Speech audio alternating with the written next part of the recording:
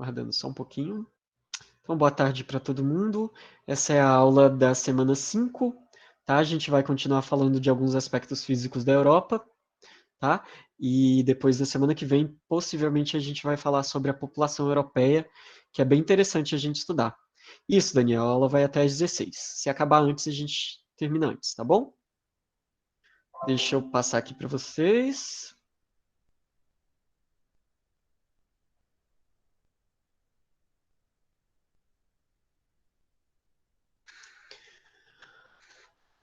Olha só, gente, continente europeu. A Europa é o segundo menor continente do mundo. Olha só que interessante, né? Deixa eu pegar a caneta aqui, só um segundo. Segundo menor continente do mundo.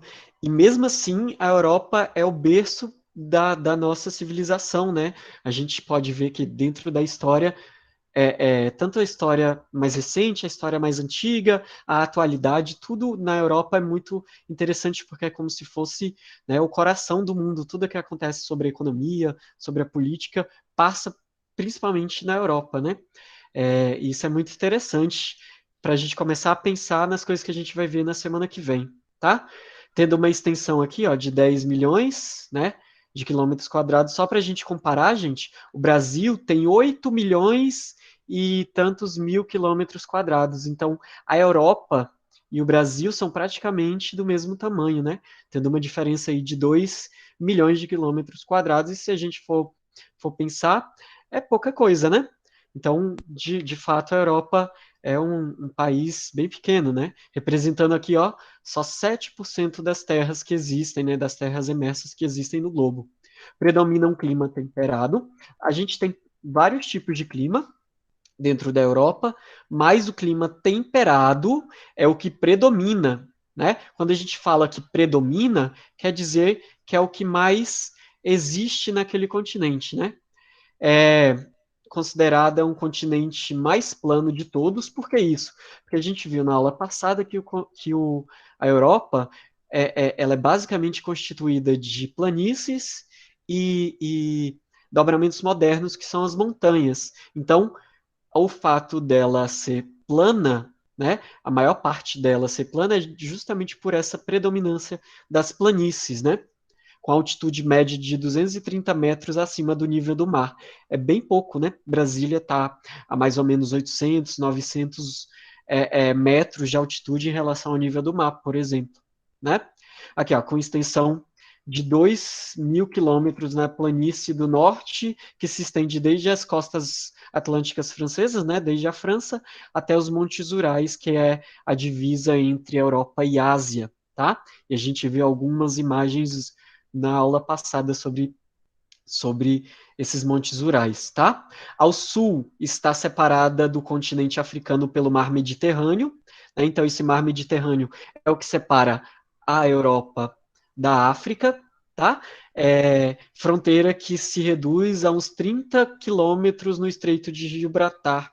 Já já a gente vai ver uma imagem, eu acho que nesse slide tem, tá? Então esse Estreito de Gibraltar é bem aqui, ó. É a distância que a gente vai ter entre a África, que é esse continente aqui, e a Europa, que é essa parte aqui. A gente já tem aqui, né, Portugal e Espanha, né, que é essa península aqui, tudo bem? E esse mar é o mar Mediterrâneo, tudo bem? É o mar que a gente tem aí na divisa entre esses dois continentes aí, tá? Localização. A Europa está localizada totalmente no hemisfério norte do planeta, né? Acima da linha do Equador, ocupa terras do hemisfério oriental e ocidental, né? A maior parte está na parte oriental, mas tem uma pequena parte na parte ocidental do planeta, que é a linha, né, que a gente chama de meridiano de Greenwich, que corta a Terra ao meio entre hemisfério oriental e ocidental, tudo bem? Aqui os limites, aqui já tem algumas coisas que a professora Rafaela já passou para vocês, e já é meio que uma correção de uma das atividades dela, né? Ao norte a gente tem a divisão, né? A gente tem o Oceano Ártico, né? Que banha os países ao norte da Europa.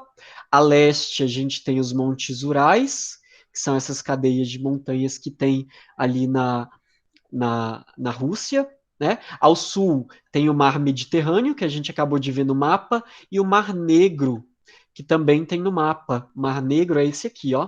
Deixa eu mostrar para vocês. Opa, desculpa.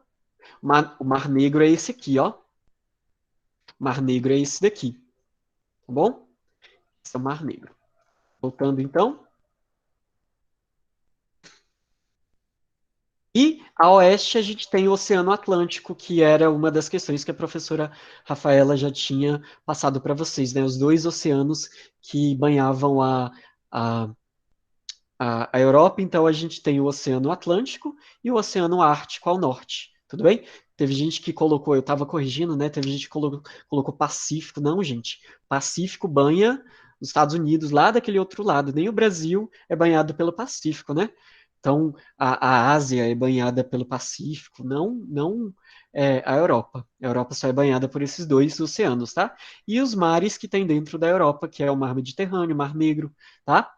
É, aqui uma imagem que a gente pode ver da localização, né, da Europa. Os países europeus são cortados por vários fusos horários, que são aquelas linhas em pé, essas aqui, ó, que servem para quê? Basicamente para definir as horas do planeta, tá? Fuso horário, a longitude, né? As linhas longitudinais só servem para determinar as horas do planeta, tá? Então a gente pode ver que essa parte aqui, ó, bem próxima à área polar, né, do nosso planeta, mas a maior parte da Europa está presente na área temperada, que a gente viu também na aula passada, ok?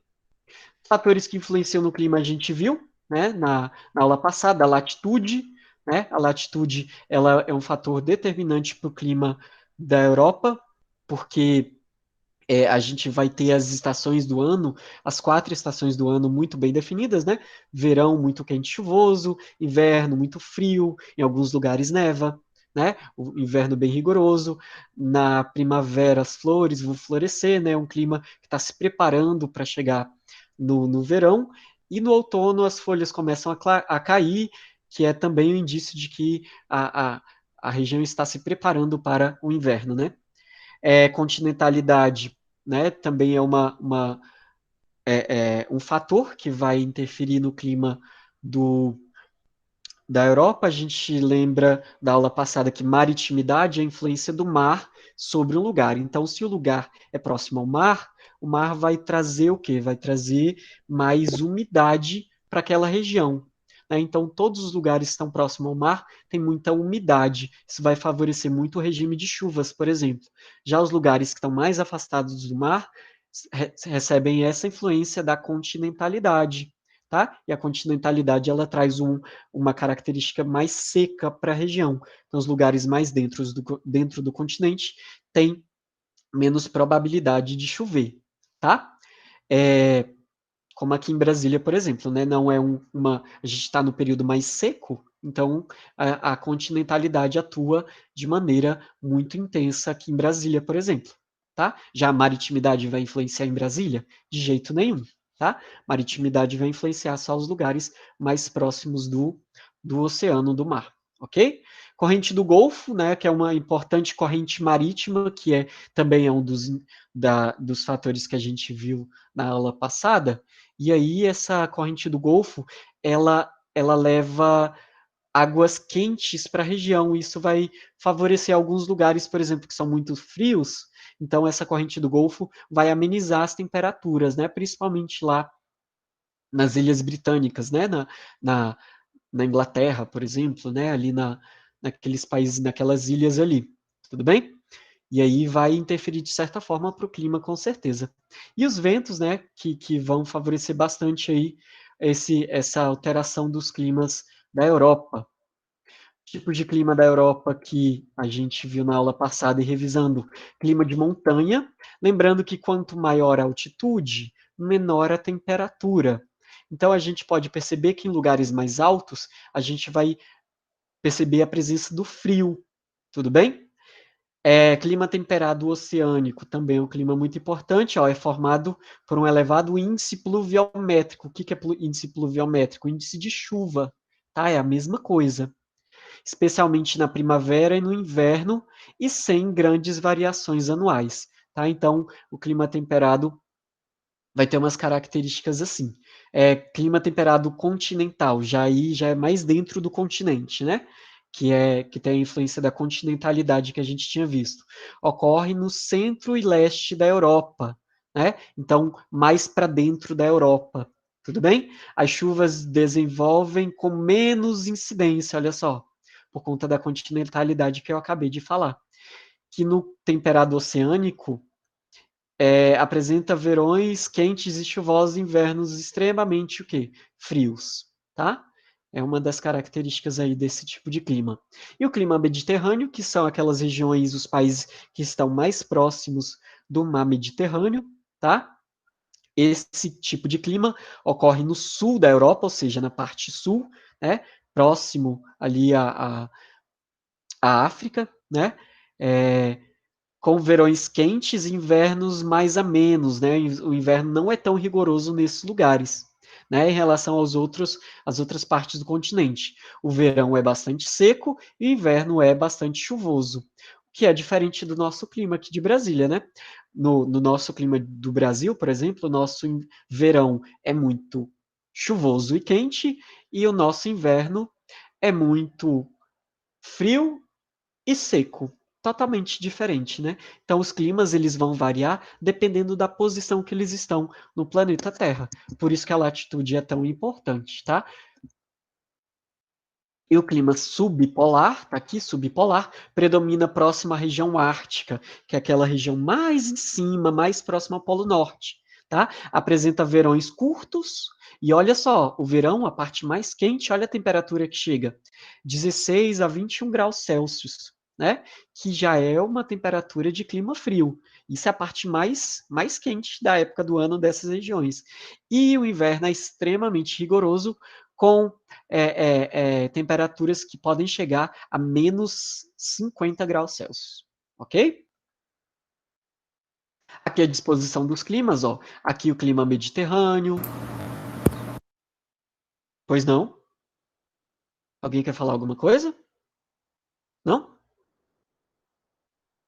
Beleza? Eu, professor, Diga. eu tinha escrevido aqui no chat também, mas mesmo assim eu vou falar. Ouvi dizer que o meridiano de Greenwich é localizado em uma cidade europeia chamada Greenwich. Em Sim, que sim, na país se Inglaterra. localiza a cidade? Na Inglaterra. Na Inglaterra, tá bom? Obrigado, professor. Por nada.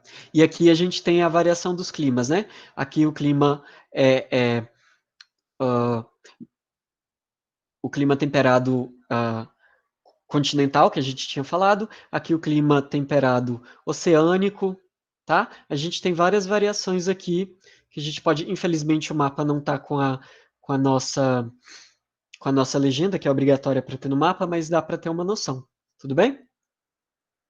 Aqui algumas imagens, né, do inverno bem rigoroso, aqui uma praia em Portugal, né? Formas de relevo. Gente, basicamente as formas de relevo foram o que a gente são as que a gente falou na aula passada, e eu vou dar uma enfatizada para vocês aqui, ó. A Europa é um continente com relevo pouco acidentado. Quando diz que é pouco acidentado, por exemplo, o clima do Brasil, ele é muito acidentado. Por quê? Porque a maior parte do nosso relevo é de planaltos, e o planalto ele é muito acidentado. Você pode perceber isso quando você vai, por exemplo, daqui para o plano piloto, daqui para o Goiás, você pode ver que há uma variação muito grande de relevo, a gente sobe e desce o tempo inteiro. Essa é uma das características do, do, do relevo de planalto, né? Quando a gente tem planaltos. A planície, ela é muito plana, né? E a maior parte do território da Europa é muito plano. Então, por isso que está aqui, ó, o relevo é pouco acidentado se comparado a dos outros continentes, né? Por isso que a gente falou lá no começo dessa aula que a maior parte do território europeu é plano, tudo bem? Apresenta três grandes conjuntos morfológicos: as planícies, né? Os planaltos só existem quando são próximos às montanhas, né? e é muito pouco, tá? Porque o que predomina de fato é as planícies e as montanhas, ok? São os principais aí. Grande parte do território é constituído pela grande planície central europeia, que se estende desde a costa ocidental da França, né? Então vai desde a França até os Montes Urais, que são aqueles montes que fazem a divisa entre a Europa e Ásia, ok? Que, ó, com limite na Ásia. Os planaltos localizam-se no interior da Europa, principalmente ao sul da grande planície europeia, né? Nessa zona planáltica destacam-se alguns relevos muito antigos, né? Geralmente os planaltos eles têm um relevo muito antigo, então esse território que a gente está aqui, né, é um território muito, muito antigo, se a gente for falar geologicamente, né? Milhões e milhões de anos aí, tudo bem? É, as montanhas mais jovens localizam-se aonde? No sul da Europa, tá? E as mais antigas, né, são aquelas mais ao norte, tudo bem? Da Europa, ok? São montanhas de altitude elevada superior a 2.500 metros, essas mais jovens, né, que são as do sul da Europa. Olha só, nesse mapa a gente pode ver ó, as bacias sedimentares, onde tem a setinha apontando aqui, né? Onde há um grande acúmulo de sedimento. Sedimento é areia, tudo bem? Areia que vai se desgastando de lugares mais altos e ao longo do tempo vai sendo arrastado para esses lugares, por isso que a gente chama de bacia sedimentar, ok? Os Montes Urais são essa região aqui que fazem a divisa, ok? Aqui a gente tem os Montes Escandinavos, que é uma formação muito antiga, ok? São montanhas também.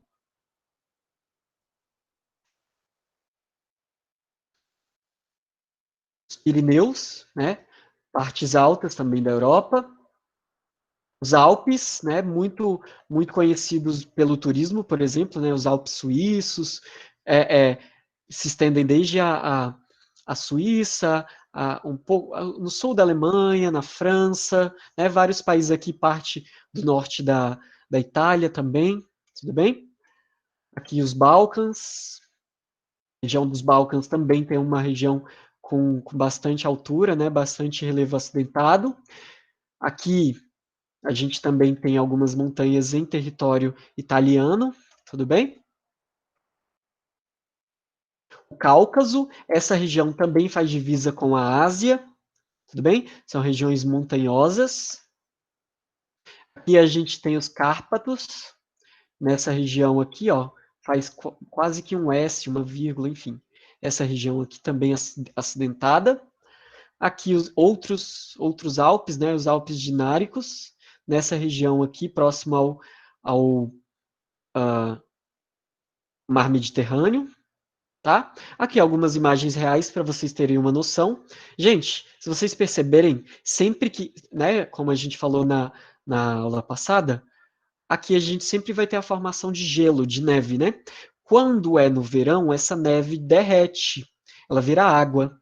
E aí, quando ela derrete, ela vai para algum lugar, certo? E aí, sempre no pé das montanhas, principalmente no verão, nas regiões mais quentes, nos períodos mais quentes do ano, a gente tem as formações desses grandes lagos. Esses lagos são feitos de quê, professor?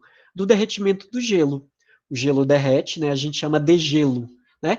O gelo vai derreter e vai formar esses lagos aqui no pé das montanhas. Então é muito comum, sempre que a gente tem montanhas muito altas e tal, sempre que esse gelo derrete, ele vai se acumular em algum lugar. Esse lugar vai formar esses lagos aqui, ó. A gente pode perceber, ó, alguns lagos aqui. Tudo bem? Então, é muito comum sempre no pé das montanhas ter esses lagos aí, ok? Vegetação da Europa. Gente, o que eu quero muito que vocês percebam é que clima e vegetação são uma coisa que elas estão muito ligadas uma à outra, porque o clima, ele sempre vai determinar o tipo de vegetação. Se o clima é muito quente, sempre vai ter uma vegetação muito quente para aquela região. Se é um clima muito frio, sempre vai ter uma vegetação adaptada àquele frio, tá? A gente nunca vai ter florestas muito grandes em lugares que não tem muita água, em lugares que são muito frios, em montanhas, por exemplo. Então, lugares muito frios, geralmente a a vegetação são mais baixas e as que são altas são adaptadas a esse tipo de clima, certo? Então, sempre pensa no clima e na vegetação como sendo duas coisas que são totalmente ligadas, uma influencia na outra. Tanto o clima influencia muito na vegetação, mas a vegetação também influencia muito no clima. Por exemplo, aqui na Amazônia, a Amazônia não é um lugar muito quente, muito úmido. Então, se é muito quente, tem muita vegetação, a, essa no período mais quente, isso acontece o ano inteiro, mas no período mais quente, a gente sabe que tem a evapotranspiração das plantas. As plantas transpiram e elevam essas partículas de água e formam as nuvens de chuva. Tanto é que no verão, as nuvens de chuva que são formadas na Amazônia, no período do verão, elas vão para praticamente todo o Brasil, né? Elas vêm para o centro-oeste, para o sul, para o sudeste e até um pouquinho para o sul da região nordeste. Então, para vocês verem o tanto que a vegetação é importante, né? E aí, como elas influenciam uma na outra. Tanto o clima influencia na vegetação, como a vegetação influencia muito no clima, ok? Então pensa muito nisso, porque é isso que vai fazer a gente raciocinar quando a gente for fazer alguma questão sobre clima ou sobre vegetação, tá? Aqui, ó.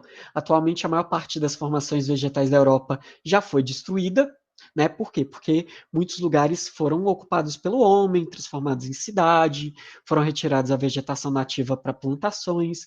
Então, a maior parte da vegetação nativa já foi destruída, né? Abrindo espaço para ocupação agrícola ou para expansão urbana, né? Que é a construção de cidades que a gente falou. Alguém quer falar alguma coisa? Professor, Diga, Sara. é que meu celular já tá quase descarregando, então se eu sair assim de repente, é por causa que a bateria descarregou, ok? Ok, a aula vai ficar gravada qualquer coisa, tá bom? Obrigada. As formações vegetais originais da Europa dependem de todos os tipos de clima aqui, ó, tá? Consequentemente, dos tipos de solo, o solo também influencia bastante, né? Dependendo do solo, a gente vai ter variações de clima, tá? As formações vegetais da Europa são a tundra, a floresta conífera, a floresta temperada, os estepes, as pradarias e a vegetação mediterrânea, tá? Olha só, aqui a gente tem a localização, né? Aqui a floresta mediterrânea, os estepes aqui, né?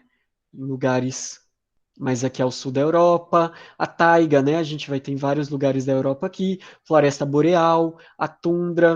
Então, a gente já pode perceber, ó, que a floresta boreal e a tundra em lugares mais frios, em lugares mais quentes, a gente vai ter a floresta mediterrânea e os estepes. Né? E a região mais temperada, a gente vai ter aqui a floresta temperada e a taiga, ó. Essa é a divisão, tá? A gente pode perceber essa variação dentro da Europa, ok? Olha a tundra, como é que ela é. Ocorre em épocas, em lugares que são próximos ao Polo Norte. Então, se faz muito frio, não faz sentido a vegetação crescer muito, porque ela não vai conseguir sobreviver ao período frio. Então, por isso que a vegetação, ó, no máximo, né, centímetros de tamanho. Por quê? Porque em períodos muito frios, essa vegetação não vai conseguir sobreviver. Aí o solo vai congelar, e depois, quando ele descongela, essa vegetação volta a crescer. Então a gente chama de tundra, que é aquela que resiste em períodos de frio. Presta atenção nisso, porque isso ajuda a gente a fazer os exercícios na hora. Tudo bem? Aqui, a floresta de coníferas, a gente viu na aula passada, né, que são aqueles pinheiros, tudo bem? Formato de pinheiro, né? Olha só, a gente pode chamar de coníferas, floresta boreal ou taiga, é a mesma coisa, ok? Ocorre ao sul da tundra, né, que é a parte mais ao sul dessa região mais fria, ocupa grande parte da Suécia, da Noruega e da Finlândia, né, aqueles países ali mais acima da Europa. É uma formação vegetal homogênea, pouco densa, não é muito densa, né, muito fechada, onde as coníferas predominam a paisagem, ok? Coníferas, formato de cone, coníferas, tudo faz muito sentido, né? Aqui a gente tem a floresta temperada, né? Elas também, a gente pode, é, é, algumas características dela, a gente chama ela de plantas caducas. O que quer dizer caducas, professor? Que as folhas delas caem. Por que as folhas delas caem? Porque em período mais frio, ela precisa liberar essas folhas para poder se proteger do frio, porque a folha, ela suga a energia da árvore, né? Então as folhas liberam essas folhas para poder se proteger e conseguir viver no período frio, tá? Originalmente cobria grandes extensões, hoje resta poucas áreas preservadas, né, reservadas a esse tipo de vegetação da floresta temperada. É composta por pinheiros, carvalho, né, que também é conhecido aqui no Brasil, vegetais que perdem as folhas no inverno, olha só, conhecidos assim como floresta caducifólia, tá? Então, caduca, com plantas, folhas caducas, que elas caem no período mais frio, ok? Faz muito sentido quando a gente pensa, tá? Os estepes, olha os estepes e as pradarias, é muito parecido com o que a gente tem aqui no sul do Brasil, né, que são campos limpos, que tem poucos arbustos e uma vegetação também de grama, né? Áreas mais secas, se é mais seca, não vai nascer tanta vegetação, né? Para ter plantas grandes, a gente sabe que precisa de umidade, de chuva. Então, nesses estepes ou pradarias, né, a gente vê nessas regiões mais ao sul da Europa, como a gente viu naquele mapa anterior, ok? Floresta ou vegetação mediterrânea. Já pode ver, ó, que é uma floresta um pouquinho maior, mas bem diferente das outras que a gente viu da floresta temperada, né? Que é um clima bem diferente, ok? Ó, no sul da Europa, o clima mediterrâneo favorece o desenvolvimento de florestas, apresenta-se como maquis em áreas de solos arenosos, né? Que a gente tem a presença de solos mais arenosos, areia, né? Como o garrigue aqui também, em áreas de terrenos calcários, tá? Calcário também é muito comum aqui no Brasil, né? Essa vegetação é habitualmente chamada de floresta mediterrânea, que é aquela que predomina ali na região sul, mas que faz divisa ali próximo à África, tudo bem? A rede hidrográfica, o que é hidrografia? Os rios, e aí a gente tem alguns rios muito importantes na Europa, né? Esse rio Danúbio, ele é muito interessante porque quando eu fiz um trabalho, quando eu estava no nono ano, que nem vocês, na minha época era na oitava série, que o professor é meio antigo, mas quando eu estava exatamente onde vocês estão agora, eu fiz um trabalho, o professor pediu para cada dupla ficar com um país, e eu fiquei com a Hungria, né? E quando a gente estudou a Hungria, a gente pesquisou muito, né, sobre todo o processo e tal. E esse rio Danúbio, ele corta a cidade de Budapeste e ele é um rio considerado internacional, porque ele se estende, ele vai por vários países da Europa, como a Europa é um continente pequeno, passa por vários países, né? Então a gente tem alguns rios importantes aí, ó, o Volga na Rússia, o Danúbio que atravessa vários países, né? A gente vai ver alguns importantes aqui agora. Olha só o desenho. Diga, Qual é o maior rio do mundo? maior rio do mundo? Boa pergunta. Eu sei que o rio Amazonas, ele é. Não sei se tem um rio maior do que o rio Amazonas, não, porque ele tem várias outras terminações e outros nomes, mas com certeza a bacia amazônica, se não for a maior, é uma das maiores, com certeza, tá? Se tiver algum rio maior, provavelmente vai ser na China, ou, não, provavelmente na China, mas eu acho que é o rio Amazonas, provavelmente, tá? Provavelmente. Então, olha só, a gente tem aqui o Rio Danúbio, que é esse importante rio que eu falei para vocês, né? O Rio Volga, que é um dos importantes também, o Rio Sena, que corta a cidade de Paris, passa no meio de Paris, né? Alguns rios muito importantes aqui, tá? Aqui é uma imagem, a gente pode perceber que ele é bem largo, né? E rios largos, isso quer dizer alguma coisa. Que o rio, por exemplo, os rios aqui em Brasília, né? A gente pode ver que eles são mais estreitos. Por quê? Porque a gente está num relevo mais acidentado, então a água corre com mais velocidade. Como lá o território da Europa ele é mais plano, imagina se você joga água no chão da sua casa, a água não se espalha rapidamente? Então essa é a ideia de uma planície. Como é muito plano, a água se espalha. Por isso que os rios são bem largos. Agora, em rios que a gente tem aqui em lugares mais acidentados, como é o caso do Planalto, onde a gente vive, os rios são mais curtos, porque a água corre, né? É como se a gente pegasse assim, ó, e a gente tivesse um vale. Essa água vai passar por onde? Pelo lugar mais baixo. Pelo lugar mais baixo, por aqui. Tudo bem? E aí a gente vai ter um rio correndo com maior velocidade.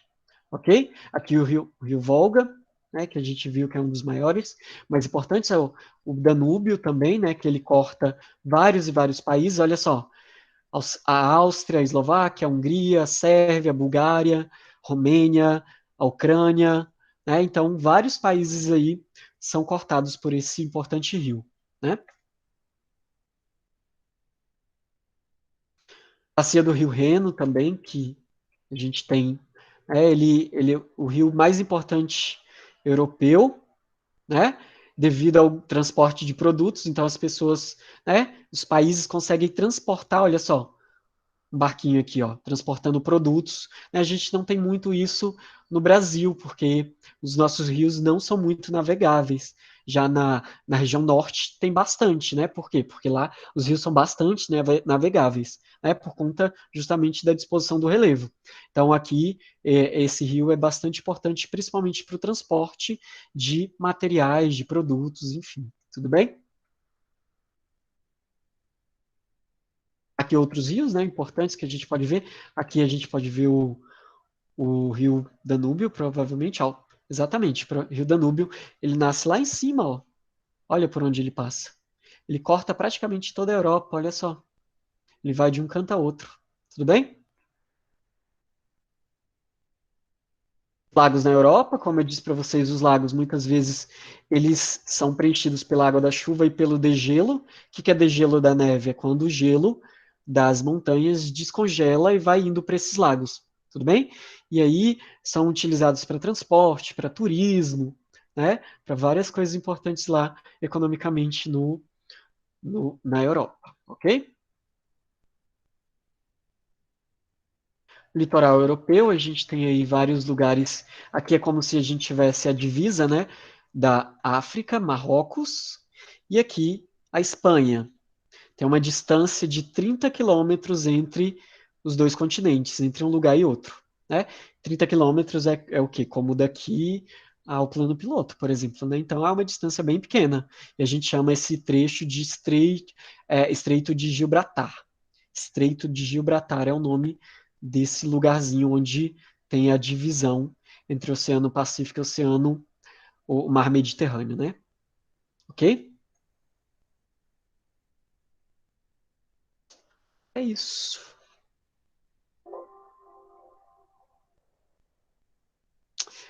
É isso, meu povo. Perguntas? Professor, Oi. eu tenho duas. Diga, diga, pode falar. A tundra, na sua parte plana, assim, não a parte montanhosa, a parte